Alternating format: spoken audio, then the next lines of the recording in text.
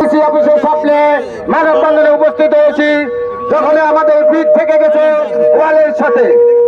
আমরা কোটি কোটি টাকা ইনভেস্ট করে আজকে একটি পরিচ্ছন্ন পানি শুনে পরিবেশের দোয়াই দিয়ে আমাদের ব্রিজগুলোরে সবচেয়ে ভাঙি চড়ে গতকালকে সেনবাগে 2টা ব্রিজ ফেল ভাঙচুর করেছে। আমরা প্রশাসনকে জানাতে চাই, আমরা কোনো অবৈধভাবে ব্রিজ ফেল করি নাই। সরকারের পরামর্শে আমাদেরকে জিগজাগ করার জন্য বলেছিল, আমরা জিগজাগ করেছি। আমাদের এখানে লার্কি পোড়ানো হয় না, কয়লা পোড়ানো দিয়ে আমরা ইট তৈরি করে। আমরা প্রশাসনের কাছে দৃষ্টি আকর্ষণ করছি, মাননীয় উপদেষ্টা গণের কাছে আমাদের অনুরোধ, আপনারা আমাদের বুকে লাথি মেরেন না, আমাদের পেটে লাথি মেরেন না। এখানে লক্ষ লক্ষ শ্রমিক আমাদের এখানে কর্ম করে।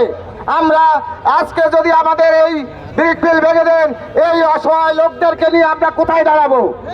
আপনারা পরিবেশের দোহাই দিয়ে এই রাস্তাঘাটে, বাংলাদেশের রাস্তাঘাটে মানুষ শুয়ে থাকে, আপনারা শুধু শুধু পরিবেশের দোহাই দেন।